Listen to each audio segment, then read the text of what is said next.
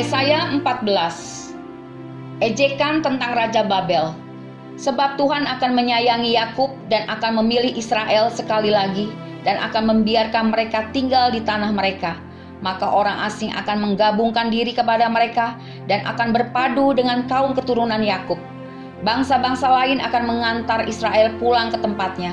Lalu kaum Israel akan memiliki bangsa-bangsa itu di tanah Tuhan. Sebab hamba-hamba lelaki dan hamba-hamba perempuan, demikianlah mereka akan menawan orang-orang yang menawan mereka dan akan berkuasa atas para penindas mereka.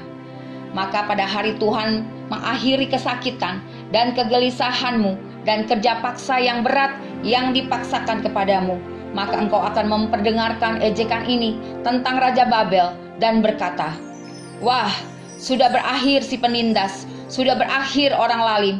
Tuhan telah mematahkan tongkat orang-orang fasik, gada orang-orang yang memerintah, yang memukul bangsa-bangsa dengan gemas, dengan pukulan yang tidak putus-putusnya, yang menginjak-injak bangsa-bangsa dalam murka dengan tiada henti-hentinya. Segenap bumi sudah aman dan tentram, orang bergembira dengan sorak-sorai, juga pohon-pohon sanobar dan pohon-pohon aras di Libanon bersukacita karena kejatuhanmu," katanya. "Dari sejak engkau rebah terbaring, tidak ada lagi orang yang naik untuk menebang kami. Dunia orang mati yang di bawah gemetar untuk menyongsong kedatanganmu.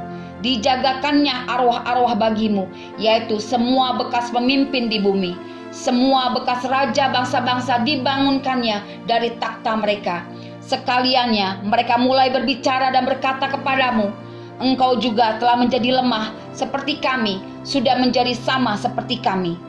Ke dunia orang mati sudah diturunkan kemegahanmu dan bunyi gambus-gambusmu.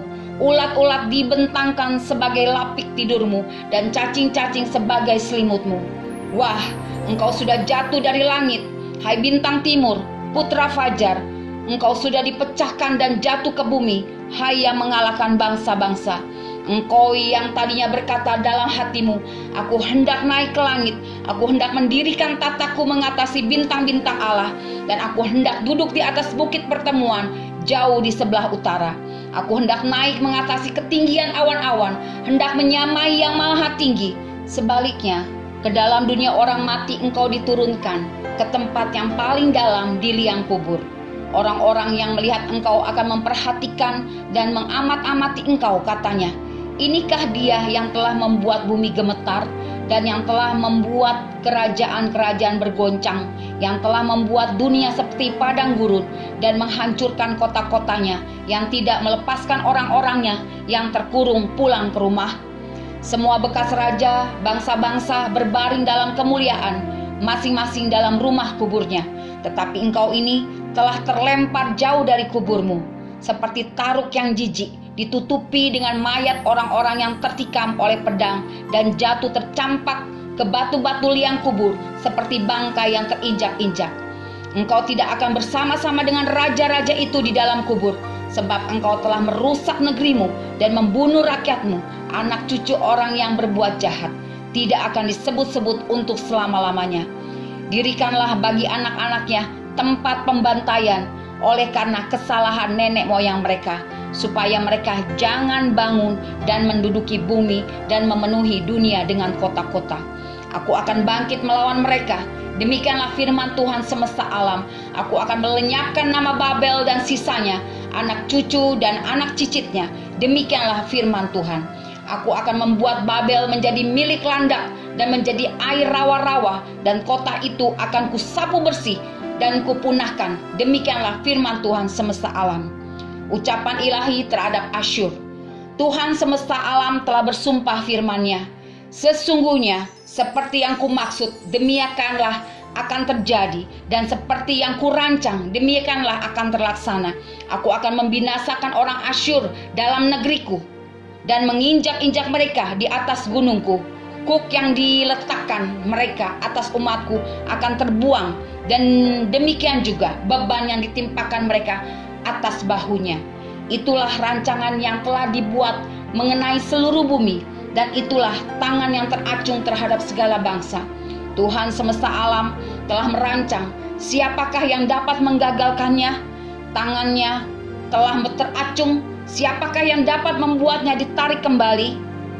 Ucapan ilahi terhadap Filistia. Dalam tahun matinya Raja Ahaz, datanglah ucapan ilahi ini. Janganlah bersukaria, hai segenap Filistia, karena maupun gada orang yang memukul engkau sudah patah, tetapi dari keturunan ular itu akan keluar ular beludak, dan anaknya akan menjadi ular naga terbang. Yang paling hina dari umatku akan mendapat makanan, dan orang-orang miskin akan diam dengan tentram, tetapi keturunanmu akan kumatikan dengan kelaparan, dan sisa-sisamu akan kubunuh. Merataplah, hai pintu gerbang, berteriaklah, hai kota, gemetarlah, hai segenap Filistia, sebab di sebelah utara sudah mengepul asap perang, dan barisan musuh maju tanpa ada yang mundur. Dan apakah jawab yang akan diberi kepada utusan-utusan bangsa itu? Tuhan yang meletakkan dasar Sion, dan di sanalah orang-orang yang sengsara dari umatnya mendapat perlindungan.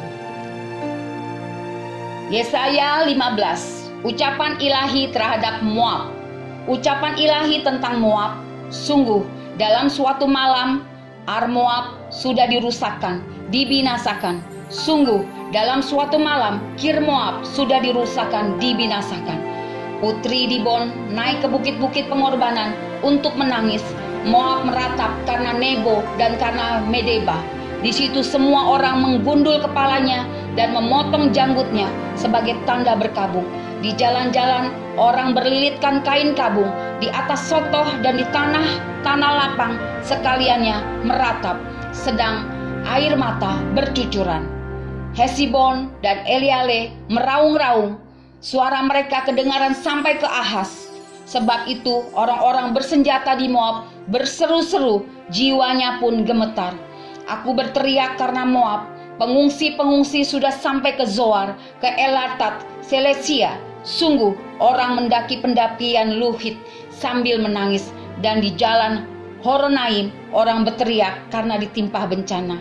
Sungguh air di Nimrim menjadi kering dan tandus, dan rumput sudah kering, rumput muda sudah habis, tidak lagi tumbuh tumbuhan hijau.